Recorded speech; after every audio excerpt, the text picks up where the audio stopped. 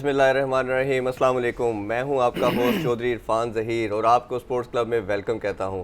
नाज़रीन, जिस तरह लास्ट वीक की सबसे बड़ी अपडेट पीएसएल के हवाले से थी कि पीएसएल पोस्टपोन हो गया था। अब पीसीबी ने जो विंडो तलाश की है वो जून की है कि रिमेनिंग मैचेस अब जून में होंगे। उसके साथ साथ साउथ अफ्रीका का दौरा भी होने को है। 27 को Pakistani team south Africa travel करेगी।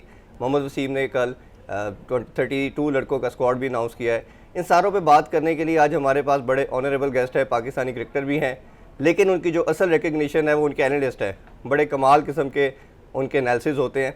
हमारे साथ आज मौजूद है वन एंड ओनली मुजाहिद जमशेद। अस्सलाम वालेकुम सर, कैसे ठीक ठाक है आप सुनाएं इरफान जी? बहुत शुक्रिया, आपने टाइम दिया। आपने इतना हैवी किस्म का इंट्रोडक्शन करवा दिया। नहीं, हमारे लिए बड़ा ऑनर है सर, थैंक यू कि आप आए। अच्छा, आपसे डिस्कशन तो काफ़ी लंबी मैं करना चाहूँगा ये सारी चीज़ों के हवाले से, लेकिन थोड़ा सा मैं आपका क्रिकेटिंग बैकग्राउंड जानना चाहूँगा कि कैसे आपने क्रिकेट स्टार्ट की। आल दो के पाकिस्तान की सबसे थोड़ा खेले, लेकिन ए टीम और दूसरा आप काफ़ी ज़्यादा खेले, तो सारा थोड़ा सा काफ़ी रिकॉर्ड भी किए हुए हैं अंडर 19 और पाकिस्तान ने। वो थोड़ा सा एक आपके हवाले से लोग जानना चाहते हैं, वो बताइए प्लीज़। बड़ा सिंपल है, जिस तरह हर कोई स्टार्ट करता है वही स्ट्रगल से बैग उठाया, ग्राउंड जाना, लेकिन थोड़ा सा मुझे एज था कि मेरी फैमिली में तकरीबन कोई 8 से 10 ऐसे क्रिकेटर्स हैं जो फर्स्ट क्लास खेले हुए हैं। अच्छा। तो उनको और एज में इतना ज़्यादा फ़र्क भी नहीं था, तो उनके साथ एक ही टीम में खेलना और उसमें काफ़ी अच्छे प्लेयर भी थे, उनको देख के और शौक़ पैदा हुआ। मेरे अंकल थे, अच्छा। वो उस क्लब को रन करते थे। राइट। तो ये होता है कि जब आपके अपने ही कोई क्लब रन कर रहे हो तो आपको थोड़ा सा एक्स्ट्रा टाइम भी मिल जाता है और आपको अच्छी अच्छी एडवाइजेस भी मिलती हैं, अगर आप में टैलेंट हो। अगर टैलेंट नहीं हो तो फिर कोई भी आप पे तवज्जो नहीं देता। तो वो हम लकी के मेरे बड़े भाई और फैमिली में सारे मेंबर्स जो हैं वो एक स्पोर्ट्स कम्युनिटी से बिलोंग करते थे, और यही वजह थी कि मैंने क्रिकेट को प्रोफेशन के तौर पर। पाकिस्तानी फ्लैग का लगना सीने पे बहुत बड़ा एक ऑनर होता है, लेकिन आपकी जो पहचान बनी वो नेल्सन बनी। तो फिर अपने आप को फिर आपका एक और रूप भी है जो लोग नहीं जानते कि आप लेवल 3 भी किया हुआ है माशाल्लाह। आप बिल्कुल। तो ये मल्टी डायमेंशनल पर्सनैलिटी है अल्हम्दुलिल्लाह आपकी। तो उसमें एनालिसिस के हवाले से बात करना चाहूँगा, वो कैसे थॉट आई कि मैंने अब इसको एज ए कैरियर परसू करना है? देखो, आप जैसे अगर एंकर सामने मिल जाएं तो चीज़ें थोड़ी सी सीखने का मौका मिल जाता है, इसलिए कि जब एक नॉलेजेबल एंकर आपके साथ बैठा हो तो कोई ना कोई ऐसी टेक्निकलिटी की बात करता है जिससे आपको उस स्टैंडर्ड को मेंटेन करना होता है। तो यही वजह थी कि शायद आप जैसे लोगों के साथ बैठ के, और मुझे वो प्रेशर लेने की आदत थी एज ए क्रिकेटर, तो उसको सामने रखते हुए मैं समझता हूँ कि मुझे ये था कि अगर मैं टीवी पे बैठूँ या सोशल मीडिया में कभी आऊँ तो आपकी जो कैलकुलेशन है या आपकी जो गेम सेंस है उस पर आप मात ना खाएं। सबसे पहले तो हम आज आपके होने का फ़ायदा उठाते हैं कि आपके दबंग किस्म के एनालिसिस की आप पूछते हैं। अच्छा, सबसे पहले मैं बात करना चाहूँगा पीएसएल के हवाले से। बड़ा ज़बरदस्त हो रहा था और हम बड़ा प्राइड भी ले रहे थे। पीसीबी को जहाँ क्रेडिट देना चाहिए ओबियसली हमें देना चाहिए कि उन्होंने 235 मैचेस कंडक्ट करवाए, डोमेस्टिक पहले से लंबा करवाया, फिर जिम्बाब्वे की टीम आई, साउथ अफ्रीका का सीरीज़ बड़ी ज़बरदस्त हमने कंडक्ट करवाई। बट पीएसएल हमारी, मेरा ख्याल है, इससे बड़ी प्रोडक्ट थी, हम उसको बचा ना पाए। और एक इस तरह का अनफॉर्चुनेट इंसिडेंट सारा हमें कहना चाहिए कि मैं अगर उसकी लिस्ट बयान करना शुरू करूँ कि बबल बड़ा वीक था, लोगों के इंटरेक्शन बड़ा वीक था, फ्रेंचाइज ऑनर आते जाते थे, जो आपने शोबिस के लोग थे वो उनका इंटरेक्शन था, फिर कमेंटेटर बबल का पार्ट नहीं थे, फिर उसके अलावा जो हाउसकीपिंग स्टाफ था स्टेडियम का उनका आना जाना घरों में था। तो बबल तो ये कहीं नहीं रहा ना, बबल का तो बड़ा सिंपल डेफिनेशन है कि सारे के सारे उस पार्ट होंगे उस चीज़ का। तो वो आप क्या देखते हैं, इतनी बड़ी प्रोडक्ट, इतना बड़ा हमारा एसेट, उसको इस तरह हमने ज़ाया कर दिया। और मैं तो उसको इस तरह रिलेट करता हूँ 2009 के इंसिडेंट की तरह कि श्रीलंका की टीम के ऊपर जैसे अटैक हुआ, क्योंकि ह्यूमन लॉस की बात करना शुरू करना है, तो उधर लोगों की जान को ख़तरा था और हमारे कंट्री के अंदर 8-10 साल क्रिकेट वापस नहीं आई। ये भी खुदा न खास्ता अगर कोई एक आधा प्लेयर कोई गड़बड़ हो जाती, जैसे 7 से बाद में 2 प्लेयर्स और का कोविड पॉजिटिव आया, अगर किसी का ह्यूमन लॉस हो जाती, कोई लाइफ चली जाती, तो मेरा ख्याल है कि ये पाकिस्तान को उसी तरह डेंट करता जिस तरह उसने किया। तो ये सारे सिनेरियो को पीसीबी को कैसे देखते हैं एडमिनिस्ट्रेशन पॉइंट ऑफ व्यू से, और इस सारे मामले को कैसे देखते हैं? देखें इरफान, जो 4 महीने फर्स्ट क्लास क्रिकेट करवाई उन्होंने, बबल जो था उनको उसकी वायलेशन नहीं की। और सबसे जो मैं लास्ट प्रोग्राम में भी एक जगह पे बैठा हुआ ये बात कर रहा था कि पीसीबी को इतना ब्लेम नहीं देना चाहिए। मैं बड़ा ग्राउंड रियलिटी पे बात कर रहा हूँ। प्रॉब्लम कहाँ है? प्रॉब्लम बेसिकली डोमेस्टिक क्रिकेट में जितने भी आपके हेड मैनेजर थे जी, वो एक्स क्रिकेटर भी थे और वो उनको पता था कि हमने प्लेयर्स को किस तरह लेके चलना है और उनको अच्छे तरीके से मैनेज कर रहे थे और उनको बार बार इस चीज़ के लिए रियलाइज़ करवाते थे कि अगर आप इन चीज़ों को फॉलो नहीं करेंगे हो सकता है फिर आपका डोमेस्टिक क्रिकेट भी अफेक्ट हो। तो यही चीज़ें अगर बार बार आपको किसी को इंटीग्रेट करते हैं तो कहीं ना कहीं तो उसको अपने फ्यूचर को भी देखना होता है। यहाँ गलती कहाँ हुई, क्योंकि हम हमेशा बात करते हैं प्रॉब्लम कहाँ थी जी। और उसका सलूशन क्या था। बड़ा सिंपल था कि आप जितने भी फ्रेंचाइजीज थे उनकी रिक्वेस्ट करते कि जो हेड मैनेजर है हम आपको देंगे। पीसीबी हेड मैनेजर देता वेल मैच्योर्ड और वेल ट्रेंड जो इस सिस्टम से ऑलरेडी अटैच थे, क्योंकि आपने साउथ अफ्रीका को इतना अच्छा प्रोटोकॉल दिए और उनको बड़ा सिक्योर रखा। फिर आपने और भी टीमें डोमेस्टिक क्रिकेट करवाया, जिम्बाब्वे आई, तो ये सारी चीज़ें आए जाके पीएसएल क्यों ही इफेक्ट हुआ। ये इसको क्यों डेंट पड़ा? डेंट इसलिए पड़ा कि इनके जो हेड मैनेजर थे वो नॉन प्रोफेशनल थे। वो होता ना कि वो मेले, क्या कहते हैं, मेले पे आए, वो तो इस तरह मूवमेंट थी कि जैसे कि वो पीर बादशाह मेले पे आए ना। तो एक सेकंड, गवर्निंग बॉडी जो थी वो पीसीबी था, ठीक है, फादर फिगर का रोल जो था वो पीसीबी का था, तो ये ऑनर्स तो ऑब्वियसली पीसीबी पे आता है कि इनको अथॉरिटेटिवली सारी चीज़ें गाइड करता है, एक लेआउट देता है कि ये आपने फॉलो करना है। तो हम कैसे उनको ये सारा ब्लेम उन पर ना डालें कि उन्होंने ये क्यों नहीं किया, देखें या करवाया क्यों नहीं देखें ये हो नहीं सकता कि इस तरह का उन्होंने कोई लेक्चर ना डिलीवर किए हो या बार बार उनके साथ मीटिंग्स ना की हो, क्योंकि आपके लोकल प्लेयर के साथ साथ ओवरसीज़, अभी आपने श्रीलंका की जो बात की है वो रिलेट करती है ओवरसीज़ प्लेयर के साथ, क्योंकि हमारे जो लोकल प्लेयर हैं तो उन खुदा ना खासा हर एक की जान तो बहुत कीमती है, लेकिन ओवरसीज़ अगर कोई डेंट पड़ जाता तो हम उसे रिकवर नहीं कर सकते, क्योंकि आपको पता है जैसे पीएसएल ऑफ हुआ, पोस्टपोन हुआ, आईसीसी ने फौरन जंप इन किया। ऐसे ही तो ये वो सारी चीज़ें हैं कि मेरा जो ख्याल है कि ये लूप होल फ्रेंचाइजियों की तरफ से ज़्यादा हुआ है। अच्छा। क्योंकि आपने क्राउड को भी अलाउड कर दिया। उसके पीछे क्या रीज़न है, क्योंकि आप तो अंदर की स्टोरी समझते हैं, उसके पीछे हो सकता है कि मनी मेकिंग ऐसा कोई उनका प्लान हो कि जी क्राउड आएगा तो जो पूल ऑफ मनी बनेगा उसमें से जो एक इंसेंटिव है वो इंक्रीज़ होगा। तो काफ़ी ऐसी चीज़ें हैं जिसको हमें देखना पड़ता है। उसके बाद हम ये बैठ के बात कर सकते हैं कि अगर हमारे पास वो इन्फॉर्मेशन हो कि आया कि क्यों 30% अलाउड किया, फिर 50% अलाउड अनाउंस किया, और फाइनल में तो 100% का भी बोल दिया। तो ये तो आप कोरोना को क्या कहते हैं राइट का इंडिकेटर दे के लेफ्ट मुड़ने वाली बात है ना। तो आप नेचर को चैलेंज नहीं कर सकते, और नेचर के साथ जब भी आप छेड़छाड़ करते हैं तो फिर वो आपको मैं यही बात कर रहा था कि ये इतना निगलेक्टिव एटीट्यूड बड़ा डेंजरस था, क्योंकि हमें पूरी दुनिया में नज़र आ रहा था। पाकिस्तान में थर्ड वेव आ चुकी थी, इवन दो अभी भी बहुत ज़्यादा हो चुकी है, स्पाइक ऊपर जा रहा था, जैसे अब आज से लॉकडाउन वाली चीज़ें भी शुरू हो गई हैं। तो ये तो इनको चाहिए था कि गवर्नमेंट के साथ बैठ के चीज़ें करते, और एक प्लान आउट। मेरा मानना ये है कि कम अज़ कम ये सारे सिनेरियो के साथ पीसीबी, पाकिस्तान गवर्नमेंट, तमाम लॉ इन्फोर्स एजेंसीज और फ्रेंचाइज ओनर, ये चार बड़े स्टेक होल्डर थे इसके अंदर, इनको एक मंथ पहले बैठ के, ओबियसली बैठे भी होंगे शायद, लेकिन इसको सीरियसनेस का अंदाज़ा मेरा ख्याल है ये लैक करके कहीं। अभी तो पीसीबी का स्टांस यही है कि हमने 2 अरकान की 2 टुकनी कमेटी बना दी और 31 को फाइंडिंग आएगी, जो जितने भी लूप होल हो रहे हैं, who is the responsible.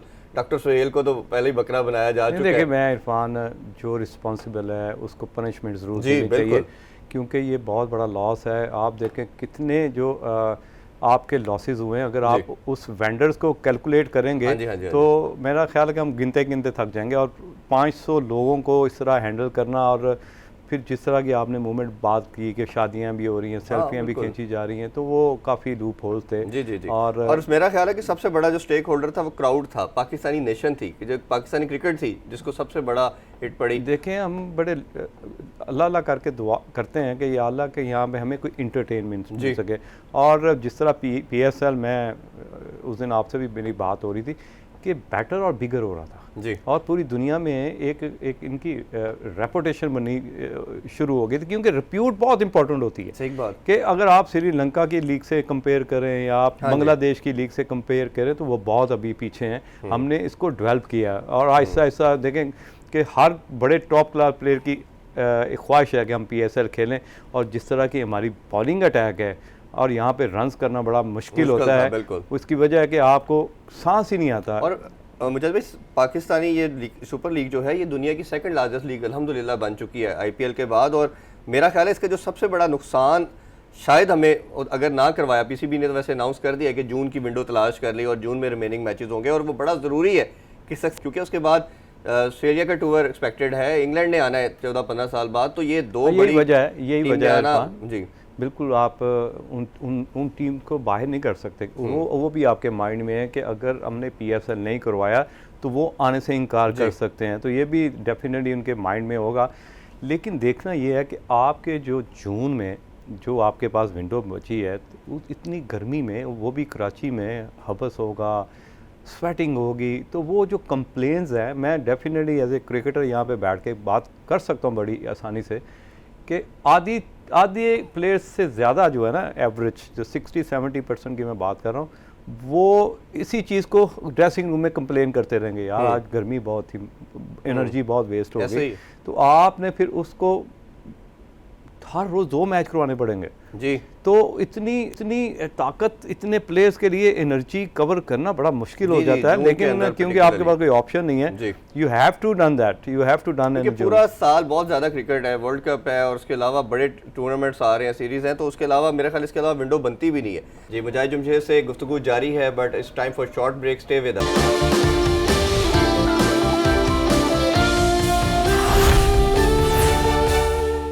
Welcome back after the break. गुफ्तगू को ज़रा आगे बढ़ाते हैं।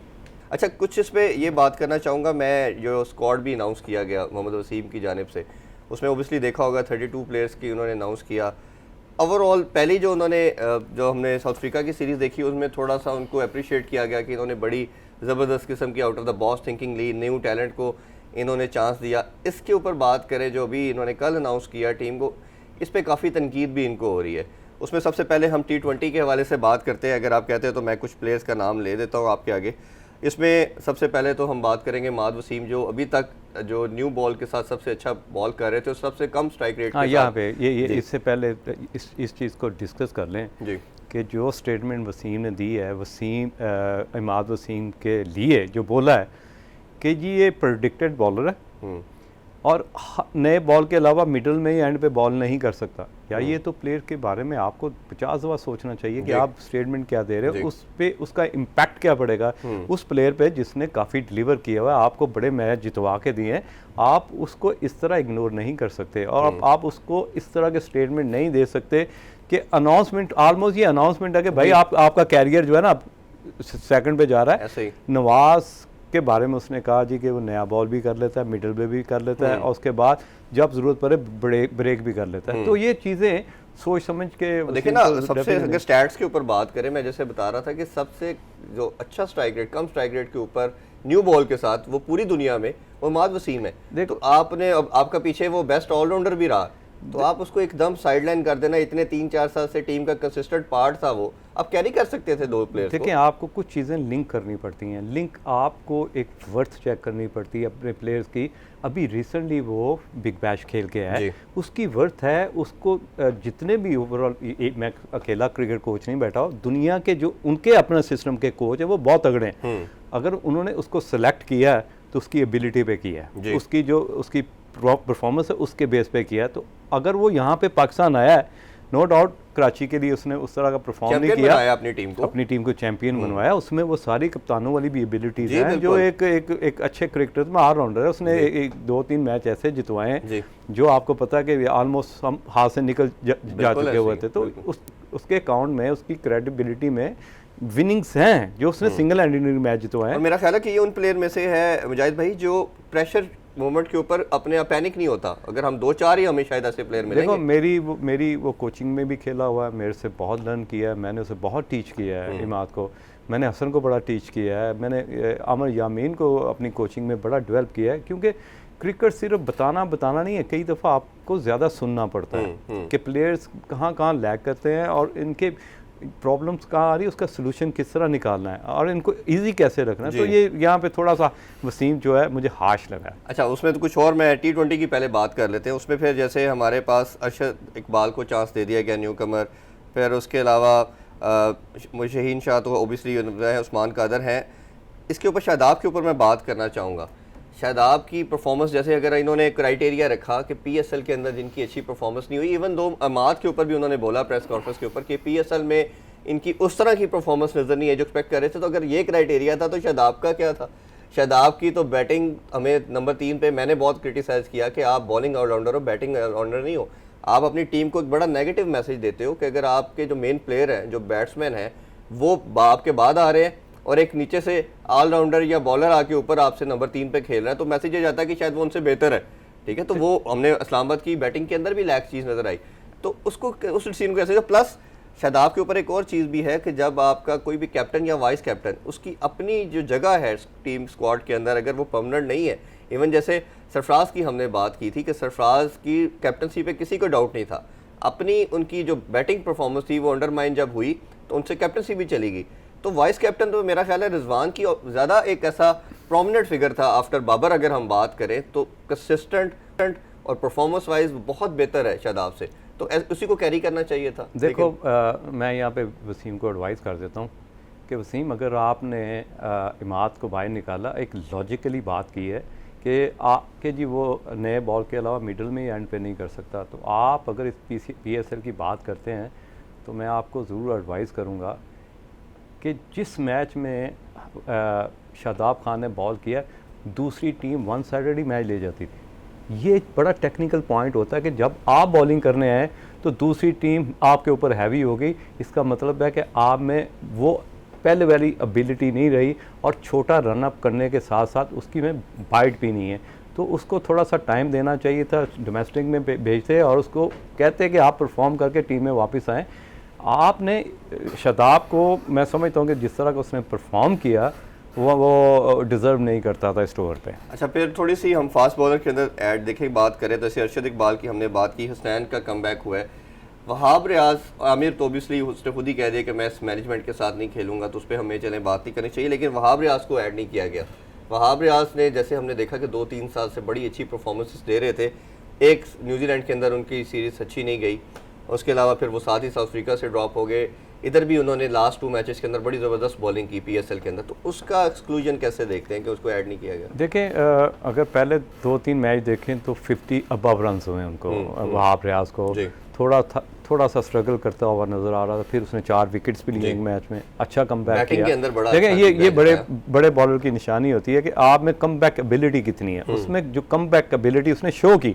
जब आप किसी चीज़ शो कर देते हैं तो फिर आपको फिर उसके बारे में भी एक लॉजिकली बात करनी चाहिए, और यहाँ पे जो मीडिया के बैठे होते हैं प्रेस कॉन्फ्रेंस में, उनको भी सिलेक्टिव किस्म के सवाल करने चाहिए ताकि उसके ऊपर प्रेशर रहे और उसको भी पता चले कि भाई सिर्फ एक प्लेयर के लिए मैंने बात नहीं करनी, हर प्लेयर जिसको सिलेक्ट किया उसके पीछे लॉजिक देना है कि मैंने उसको क्यों सिलेक्ट किया। नो डाउट आपने इकबाल की बात की, वो कराची के लिए खेल रहा था हाँ जी, और वो पाकिस्तान कप्तान के अंडर खेल रहा था, तो हो सकता है कि उसका ट्रस्ट उसके ऊपर बिल्ड इन हो गया हो कि कप्तान के सामने। आपको रोकूंगा, कल की रिसेंट अपडेट ये है कि बाबर आजम ने बोर्ड से कांटेक्ट किया वसीम खान से और उन्होंने नाराज़गी का इजहार किया है कि जो टीम मैंने फॉरवर्ड की थी, या मिसबाह हक ने भी ये कहा कि हमने जो फॉरवर्ड की थी उसमें कई चेंजिंग कर दी गई, तो हमारी जो बताई गई टीम है उसमें हमारा इनपुट लिया ही नहीं गया, और बोर्ड भी अब सोच रहा है कि मोहम्मद वसीम के साथ एक कंबाइंड मीटिंग की जाए और इस इश्यूज़ के ऊपर बात की जाए।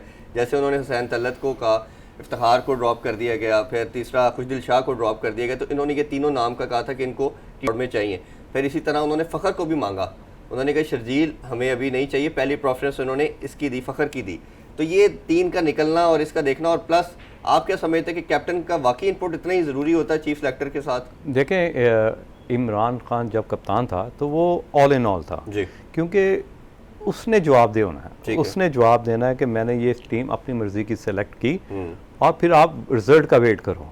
तो यहाँ पे बाबर को तो आपने पूरी अथॉरिटी दी हुई थी, जब मिसबाह से वो कहा गया कि जी जितनी भी अब टीम सिलेक्शन है और उसमें कप्तान की जो पावर है वो ज़्यादा है, तो उसमें आगे फिर मैं समझता हूँ कि इसको एक टेबल पे बैठ के ये चीज़ों को डिस्कस करना चाहिए कि किसकी क्या डोमेन है। और जिस तरह बाबर ने कंप्लेन की है, तो बाबर डेफिनेटली कोई भी नहीं चाहता कि मैं टूर पे जाऊँ तो वहाँ से हार के आऊँ, लेकिन यहाँ पे अगेन मैं फ़खर की बात करूँगा, नो डाउट उसने 2-3 अच्छी इनिंग्स खेली हैं, लेकिन अपोजिशन को जब आपकी बैटिंग के अगेंस्ट प्लान करना आसान हो तो ऐसे प्लेयर को सिलेक्ट करने में थोड़ा सा इसमें मुझे जो नज़र आया एक चीज़ बड़ी वेयर नज़र आई इस पूरी तीनों सिलेक्शन के अंदर।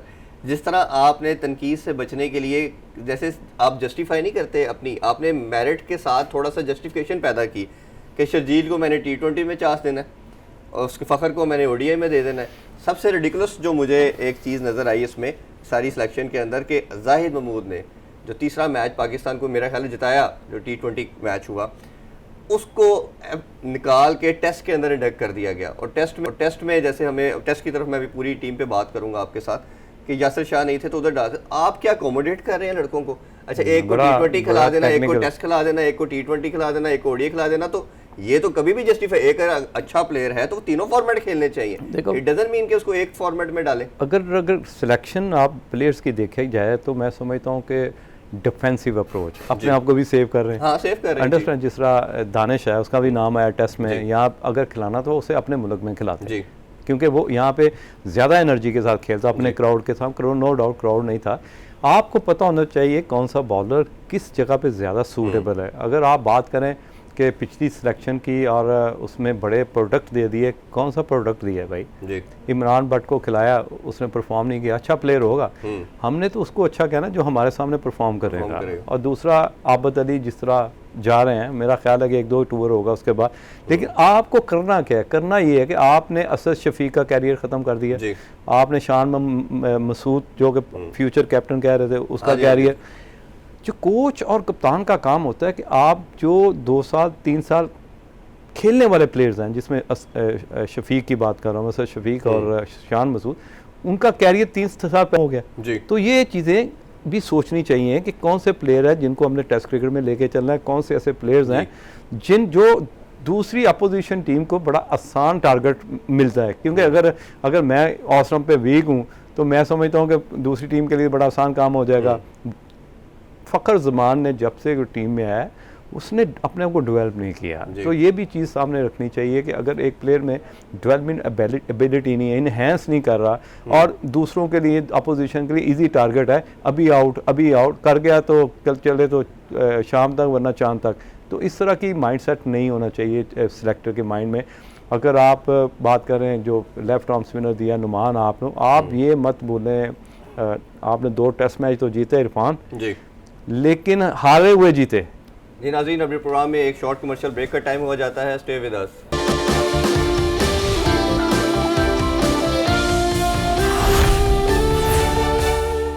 Welcome back after the break. Mujahid sir से कुछ मजीद क्वेश्चन करते हैं। अच्छा, उसमें एक चीज़ मैं आपसे जानना चाहूँगा, मोहम्मद वसीम ने कहा कि हम करंट प्लेयर और मैच विनर प्लेयर की वो फोकस में ज़्यादा करता हूँ।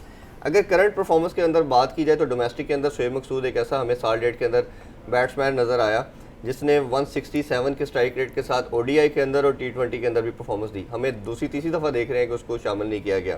इसी तरह शोएब मलिक की बात कीजिए कि भारत में वर्ल्ड कप हो रहा है, ठीक है, तो इन पिचेस के ऊपर हमें देखने में आता है कि वो एक ऐसा सीनियर प्रो है जो मोहम्मद हफीज़ के साथ बड़ा अच्छा वैलिड अपना रोल प्ले कर सकता है। तो ये 2-3 चेंजिंग जो आपको कैसी लगती है कि ये ऐड नहीं किया जा रहा, और मुझे लगता है कि शायद इनको वर्ल्ड कप तक भी आप कैरी नहीं करेंगे। देखिए, जिस तरह आपने बात की कि शोएब मकसूद उसमें एबिलिटी है, अभी है उसके अंदर 2-3 साल क्रिकेट है, अभी बाकी है, क्योंकि आपकी एनर्जी आपको बता रही होती है कि आप कितने हंगरी हैं कि आप अपनी टीम में कम बैक। मैंने एक प्रोग्राम में बात भी की थी कि आपको इस PSL में बड़े पॉपकॉर्न मिलेंगे, पॉपकॉर्न जिसमें फ़खर ज़मान, शोएब मकसूद, मोहम्मद आमर, वहाब रियाज जो उछल रहे होंगे कम बैक के लिए, शोएब मलिक कम बैक के लिए उछल रहे होंगे।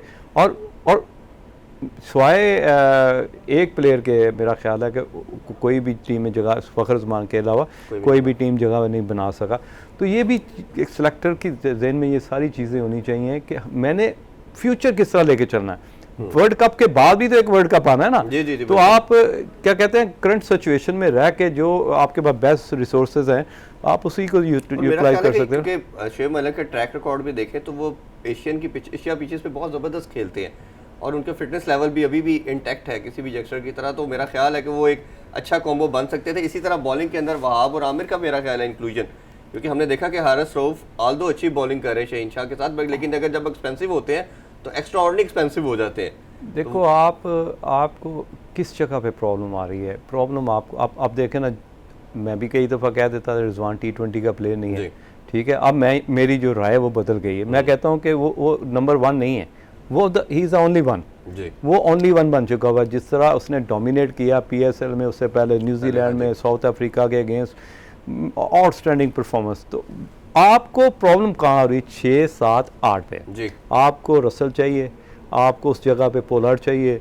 इस तरह की प्रोडक्ट पे आप जान मारें, उस तरह की प्रोडक्ट आपको कहीं जाके भी ढूंढनी पड़े तो उसको लेके अब आए। इन्होंने उसका एक ही नाम और सारों को निकाल के, आपने खुशदिल शाह निकाल दिया, आपने इफ्तिखार ऑल्दो नहीं अच्छा परफॉर्म कर रहा था लेकिन नहीं, उसने देखो आज ये भी आपके प्रोग्राम में ये बात कर देते हैं, नो डाउट पाकिस्तान के लिए कोई भी खेला हो हमारे लिए बड़ा काबिल एहतराम है, उसमें एनर्जी नहीं है। जब वो बॉल और बल्ले का मिलाप यहाँ पे जोर लगाना पड़ता है तो ऐसे प्लेयर को फिर साइड पे कर इन्होंने उन अब सारी देखो, अगर हम उससे उलट बात करें, मैं यहाँ पे फ़हीम अशरफ की ज़रूर बात करूँगा। वेल डन फ़हीम, बहुत अच्छी बैटिंग कर रहा है, बड़ा आपका मोमेंटम बना हुआ है, बड़ा अच्छा बल्ला आ रहा है और बड़ी टेक्निक आपने बहुत इंप्रूव की है। और इस तरह के प्लेयर्स आपको चाहिए जो ज़रूरत पड़े 3 नंबर पे भी खेले और 7 नंबर पे भी खेले।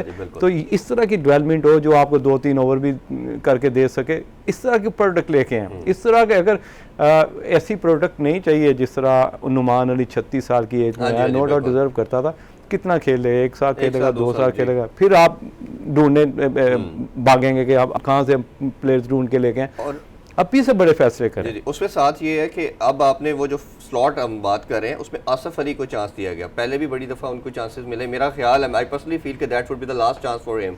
अगर वो इस दफ़ा सक्सेसफुल हो जाते हैं तो शायद वो वर्ल्ड कप तक या लंबा सर्व करेंगे, बट अगर इस दफ़ा ना हुए तो that could be the might be last chance for him कि वो आगे हमें नज़र ना आए। तो उसकी इंक्लूजन को कैसे देखते हैं? देखो, बात ये है कि आखिरी चांस है, आखिरी चांस टॉप ऑर्डर बैट्समैन के लिए होता है। उसकी तो बारी 3 ओवर आती है, 4 ओवर आती है, तो वो तो हर वक्त उसकी छुरी यहाँ पे लटकी हुई है। हाँ।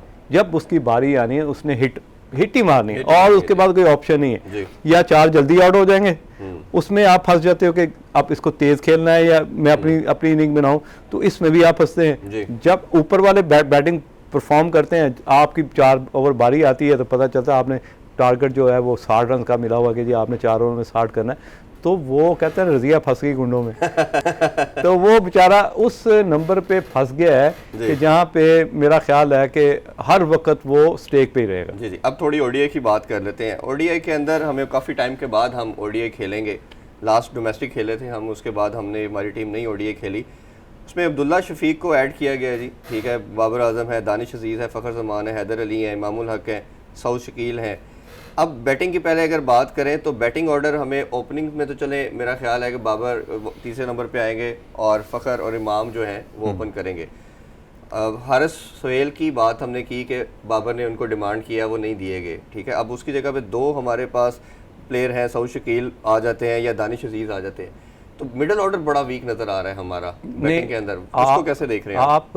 वीक नहीं कह सकते अनटिल जब तक आप उसको चांस नहीं देते। आप उनको चांस दें, बड़ा दिल करके दें, फिर देखें वो इंटरनेशनल क्रिकेट में किस तरह भागते हैं। ठीक है, बिफोर टाइम हम कहेंगे हमारा ये वीक है और मिड ऑर्डर वीक है, तो आई थिंक कि वो थोड़ा सा अर्ली हो जाएगा। मेरा क्वेश्चन का पर्सपेक्टिव ये था कि हम नए लड़के को जब भी चांस देते हैं, जैसे अब्दुल्ला शफीक की बात करें, हमने T20 के अंदर न्यूजीलैंड में चांस दिया, बेचारा दोनों इनिंग्स में 0 पे आउट हो गया, बहुत प्रेशर बिल्ड हुआ। चले बोर्ड ने वो प्रेशर सस्टेन किया, उनको टीम के साथ कैरी करे। मेरा वैसे स्कूल ऑफ थॉट ये है कि जब भी आप कोई टैलेंट हंट कर लेते हैं, आल्दो वो बड़ा स्कोर ना करे बेशक, आप उसको थोड़ा लेके चलें, उसको प्रिपेयर करें। जब वो प्रिपेयर आपको लगे कि ये, चाहे आप उसे A टीम में रखें जहाँ अपने साथ कैरी करें, जब वो कमोडिटी बन जाए तो फिर उसको थ्रो करना चाहिए। हमारा अनफॉर्चुनेटली, जैसे आपने कहा, जब कोई टैलेंट आइडेंटिफाई होता है तो हम उसको डोमेस्टिक में चांस देते नहीं है, इंटरनेशनल टूर पे उसको फेंक देते हैं बेचारे को, वो उधर परफॉर्म नहीं होता, फिर वो 2-3 साल नज़र ही नहीं आता।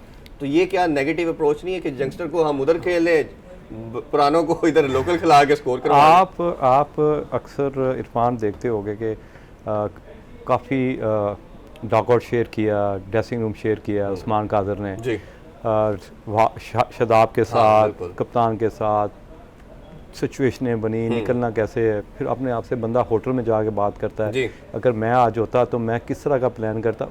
उसकी प्लानिंग बनती गई, आप उसको साथ टीम के साथ कैरी करते रहे और जब उसको मौका मिला वो तैयार हो चुका हुआ था। बिल्कुल ठीक। और नो डाउट वो भी मेरी कोचिंग में खेला हुआ, वो बैटिंग भी बड़ी अच्छी करता है जी। ऐसे ही है कि मकसद ये है कि आपने अगर किसी को चांस देना है तो फिर ड्रेसिंग रूम भी शेयर करवा दें और वहाँ पे डिस्कशन जो पेप टॉक होती है उसके बाद आप उसको उतार उतारें ग्राउंड में और चांस दें कॉन्फिडेंस के साथ कि आप बड़े 2-3 players के मैच साथ खेलोगे। बैठे, हाँ जी। जिस तरह इमरान देता था हमेशा उसने, जिसमें साजिद अली था, जिसमें मंसूर अख्तर था, जिसमें जाहिद सारे। फजल था, ऐसे प्लेयर्स हैं मेरे सामने जो मिसाल है कि उनको कहता था कि ये पूरी शारजा कप तूने खेलना है, 4-4 5-5 मैच देता था कि यार आपने घबराना नहीं है, घबराना वो तो आज भी वो आज भी कहते हैं कि घबराना घबराना नहीं है। अच्छा, ओडीआई की जो बॉलिंग की बात करें तो वो हमारे पास थोड़ी सी वही पुराने नाम नज़र आ रहे हैं। हसन अली ओबियसली 2-3 साल के बाद उनका कमबैक हुआ है। हसनैन और शहीन शाह अफरीदी तो रेगुलर पार्ट हैं, हारिस रऊफ़ है और उस्मान कादर हमें नज़र आ रहे हैं। वो शादाब भी हैं, मेरा ख्याल है शादाब भी खेलेंगे क्योंकि वाइस कैप्टन भी हैं। तो बॉलिंग मेरा ख्याल है सिमिलरली T20 की तरह वही आएगी ओडीआई के अंदर भी। हाँ, कम्बिनेशन बनाना आपके लिए मुश्किल हो जाएगा।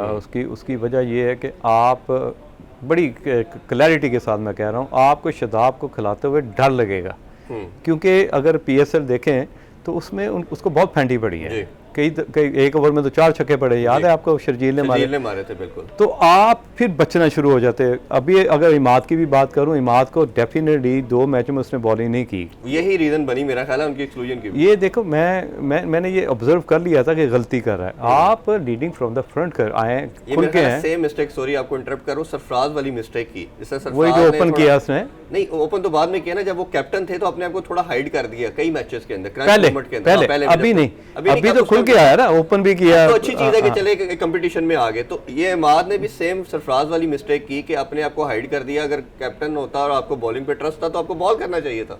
बिल्कुल, देखें नवाज जो आखिरी मैच में मैन ऑफ द मैच था और पहला मैच 15 मेरा ख्याल 15 मैचों के बाद पहला मैन ऑफ द मैच, और हर प्लेयर की एक ड्रीम होती है कि मैं मैच का player of the tournament, player man of the match बनूं। तो वो आप उसको फिर ऑल ऑफ सडन डिनाई नहीं कर सकते, आपको उसको टीम के साथ कैरी भी करना और खिलाना भी है। इमाद को ये चीज़ ज़हन में रखनी चाहिए थी कि वो आखिरी मैच में मैन ऑफ द मैच है, उसको बीट करना है तो मुझे बॉलिंग करनी पड़ेगी, मुझे विकेट्स लेने पड़ेंगे, मुझे एक आधा, इतनी बुरी भी बैटिंग नहीं करता, अगर 2 साल पीछे चले जाएं तो ये नंबर 3 पे भी बैटिंग करने आता था। तो उसको वो सारे चांस लेने चाहिए थे जो उसको अपनी टीम में जगह बनाने में हेल्पफुल होते। ठीक बात। तो ये चीज़ें थोड़ी सी लैक की हैं। आप होप के फ्यूचर में इस तरह इमाद जैसे भी प्लेयर हैं वो ऐसी गलती ना करें कि इनके छुपने की कोशिश ना करें। हसन अली, देखो हसन अली की हम यहाँ पे ज़रूर बात करेंगे इरफान।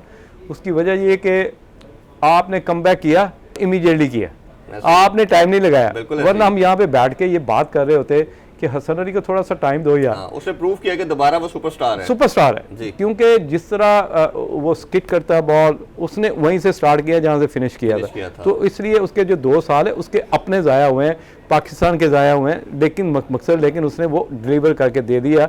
आप कितने, मेरा ख्याल है कि आपको 20 मैच चाहिए होते हैं कि man of the match test cricket में बनने के लिए, उसने आते 2 मैचों में परफॉर्म कर दिया। आपको टेस्ट सीरीज जितवाई अगेंस्ट, बिल्कुल 1 साइडेड मैच हुआ, दूसरा टेस्ट मैच 1 साइडेड हुआ, और दूसरा ये था कि पाकिस्तान 20 आउट नहीं कर पा रहा था, उसकी बॉलिंग ने वो स्पार्क पैदा किया, वो चीज पैदा की कि जिसने पाकिस्तान एनर्जी लेके। देखो बात ये कि उस मैच में दोनों मैचों में 2 गलतियां की ना।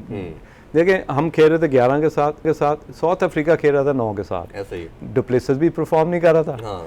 वो आता था, हमें पता होता था वो आउट होना है, और डिकॉक भी परफॉर्म नहीं कर रहा। वो 2 पिलर थे उनके, ऐसे ही वो 9 से खेल रहे, हम 11 के साथ खेल रहे थे। तो वो अगर आखिरी टेस्ट मैच भी देखें ना, उस मैच में हसन ने जब नया बॉल लिया तो मैच चेंज कर दिया, ऐसे ही है बिल्कुल। तो इसलिए मैं खुश होता हूँ ऐसे प्लेयर्स के जो कम बैक करते हैं और इतना हार्ड कम बैक करते हैं और प्रूव करते हैं कि जी we are the still best, और एक एनर्जी लेके टीम में आए। अच्छा बजाज भाई, मैं लास्ट आपके टेस्ट स्क्वाड के वाले से भी क्विकली पूछना चाहूँगा कि हमने देखा कि वही समहाउ चल रहा है, अब्दुल्ला शफीक, अबद अली वगैरह वो सारे वही बैटिंग तो समहाउ वो है। एक उसमें नया चेंज नज़र आया, सलमान अली आगा को चांस दिया गया, कामरान गुलाम जिसने 37 साल का रिकॉर्ड ब्रेक किया। ये कितनी बड़ी ज़्यादती है कि एक बच्चा खेला ही नहीं है, वो रिकॉर्ड बना के टीम में ऐड किया गया। Never take the credit from Salman Agha कि वो भी अच्छा प्लेयर है, बट एक कामरान गुलाम को रीज़न के ऊपर आपने सेलेक्ट किया और किस रीज़न पे आप बाहर कर दिया, वो खेला ही नहीं। इसी तरह दूसरा यासर शाह नहीं है तो उसकी जगह जाहिद महमूद को आपने डाल दिया। बेस्ट बॉलर मैं समझता हूँ, लेग स्पिनर हमारे पास अवेलेबल है, लेकिन T20 में उसने परफॉर्म किया, जंप इन आप टेस्ट में करा रहे हैं। ये 2 के वाले से बताइए। देखो जो आखिरी T20 मैच हुआ जिसमें जाहिद खेला है, आपकी सांस रुकी हुई थी। हाँ, आप ये सोचना बंद कर दिया था हो सकता हम जीतें या हारें। बिल्कुल ऐसे ही है। जीत कंफर्म नहीं थी लेकिन जायद की इंडक्शन से आप जीत कंफर्म हो गई थी। इतना हाइप दे के कि आपने उसको तीसरा T20 इसलिए खिलाया कि हमें बचा लेना। ऐसे ही है। आपने 2 स्पिनर्स उतारे ऐड किया, हाँ। और ट्रस्ट किस पे किया? जायद के पे, और उसने वो T20 आपको जितवा के दिया। No doubt Nawaz man of the match था। एक तरफ आप उसको इतना सुपर डुपर स्टार एंट्री डाल रहे हैं, एक तरफ उसी फॉर्मेट में आप उसे बाइट कर रहे हैं, हाँ। तो मीन्स के वो ये लॉजिक बनता नहीं है। अगर भाई कोई किसी को मसला है तो आओ कोई मशवरे ले लिया करो यार। ये ऐसा नहीं है कि हम यहाँ पे बैठ के कोई नॉनसेंस सी बात करते हैं या लॉजिक के बगैर बात करते हैं। तो ये वो चीज़ें सोचनी चाहिए आपको कि आपको भी ऑब्ज़र्व करने वाले बैठे हुए हैं और आपको भी हम बैठ के यहाँ पे इरफान मेरा ख्याल है कि कमरान गुलाम को भी बताइए। हाँ कामरान देखें, बात यह कि एक बंदे ने 37 साल हिस्ट्री ब्रेक की है, तो उसको वेट नहीं करवाना चाहिए। अगर मैं चीफ सेलेक्टर होता या कप्तान होता या कोच होता, मैं डेफिनेटली उसको इमीडिएटली चांस देता, क्योंकि उसका एक मोमेंटम बना हुआ था। जब आपका मोमेंटम फॉर्म लगी हुई है, दैट्स व्हाट आई मीन कि आप देखें फॉर्म कभी कभी लगती है। हम भी इतनी फर्स्ट क्लास क्रिकेट खेले, पाकिस्तान के लिए खेले, पाकिस्तान अंडर-19 की भी कप्तानियाँ की, भाई फॉर्म कभी कभी लगती है तो उसकी फॉर्म में जंग ना लगाओ, उसको खिलाओ और फिर देखो कि वो किस तरह का परफॉर्म करता है। और मुझे उम्मीद है कि वो परफॉर्म करेगा इंशाल्लाह। सर बहुत बहुत शुक्रिया आपके टाइम का। मेरा आपसे डिस्कशन हमारे शायकीन को बहुत पसंद होगी, बहुत फ्रूटफुल डिस्कशन रही। इंशाल्लाह आपको दोबारा भी ज़हमत देंगे। नाज़रीन आपने आज का शो देखा, होपफुली आपसे मुलाकात होगी इंशाल्लाह नेक्स्ट वीक। टेक केयर, अल्लाह हाफिज़।